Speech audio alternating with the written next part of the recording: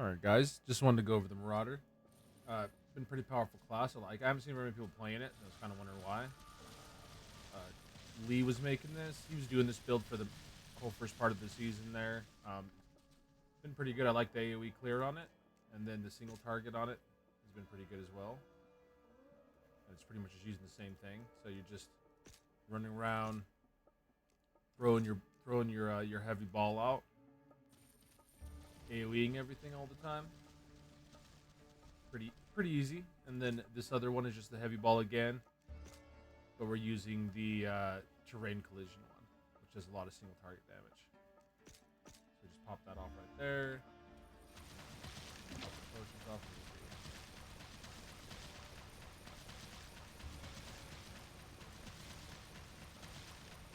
And then if you have full deadly blow and everything mixed in,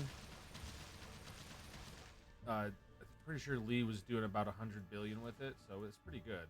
You can expect 80 billion, which is kind of like the mediocre gear, and he doesn't even have his Azels yet. He's doing that much. So as soon as you get his Azels, you can switch out the Dragon Knight helmet and whatnot for a few different things.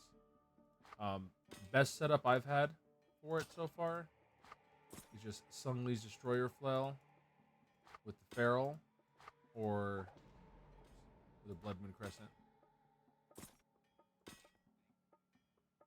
One of the good things about the build is that you can get into Inferno with it. So, minus this ring.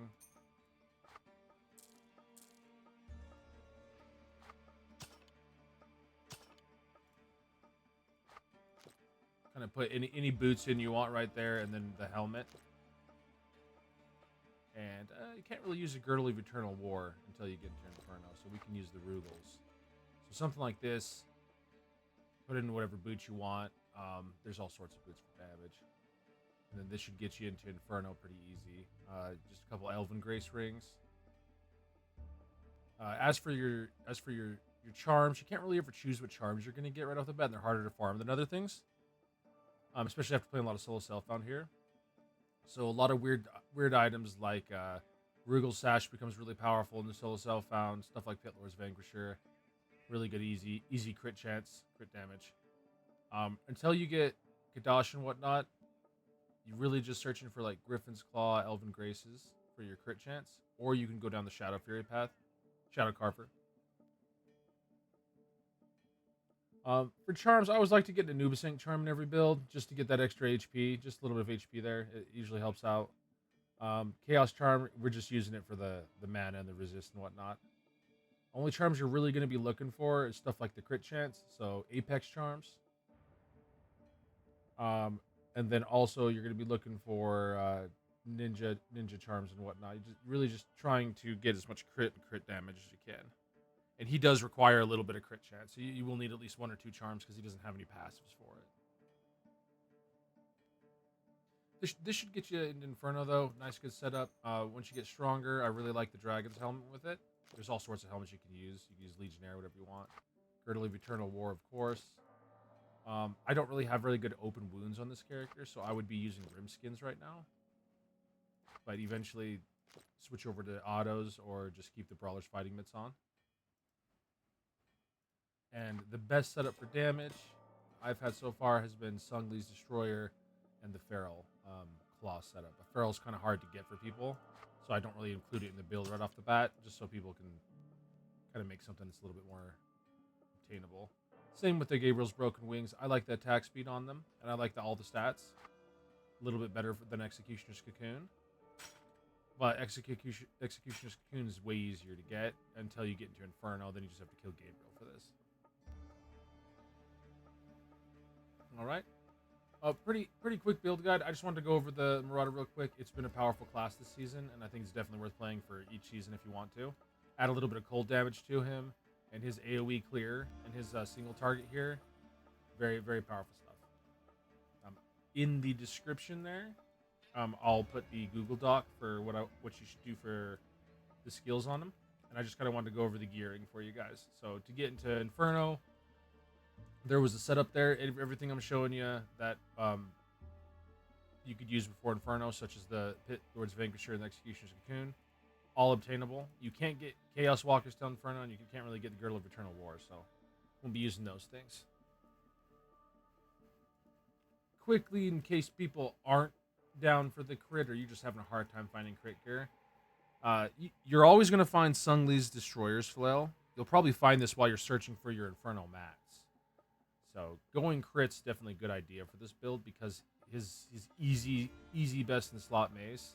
It's not best in slot, by the way, just easy best in slot before Inferno is the Destroyer's Flail.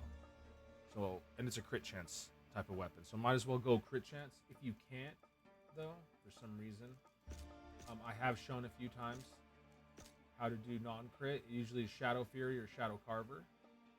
You just throw one of these on, and then you're going any kind of non-crit items. So some really good items that go with that, if you can get them, is stuff like Eagle's Claw if you're going all in on it. Or you can get a few different rings that would be pretty good. They're low level. Let's go see if we have one in here real quick. Right here, this Demon Eye ring thing. I'm pretty sure we have one. Let's go take a look real quick. I think I had, yeah, right here. I had it sitting out for the non-crit build. So the Demon Eye ring is pretty good. Anything that's going to increase your attack speed and your attack damage, and your enhanced damage, your physical damage stuff, that's all you're really looking for when you're doing the non-crit build. Highly recommend you going to crit just because the mace is easy to obtain. But if you can't, go ahead and do something like that. The moment you get Gabriel's Dauntless Vision, I think that's a pretty good upgrade for a helmet.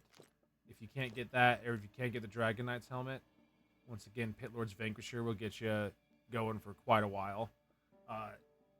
There's all sorts of satanic hoods you can use. So anything you want, you can use a defensive one or whatever you want there.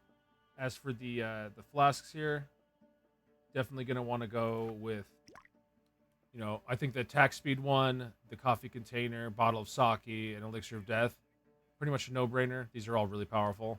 Or you can go with the protein shake, though he's not really benefiting a lot, and he doesn't have a lot of passives that do anything with strength or vitality.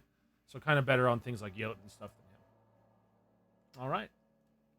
If anybody wants more description on this, or you want me to show you some boss kill stuff like that, just let me know in the description and or in the comments, and I'll add some more stuff for you guys. But until then, we will be working on. I've already finished the build. I just need to get the video all ready for you guys. But I'll be showing the Jotun, which is one of the strongest builds I've seen. Then I can show the Amazon if people are interested in it. And we'll probably show a little bit of what the Butcher and the Demon Slayer can do. As for casters this season, until I get Otto's gloves, I can't really tell you how powerful they can get, but the Paladin Arcane caster and the White Mage are the next two that I'll be working on more than anything. And then for solo self-found hardcore, the Necromancer and the Lancer, we have them both at level 100. So if people are interested in hardcore, I'll probably show you guys some of that stuff too. Until then, go ahead and have fun with the Marauder.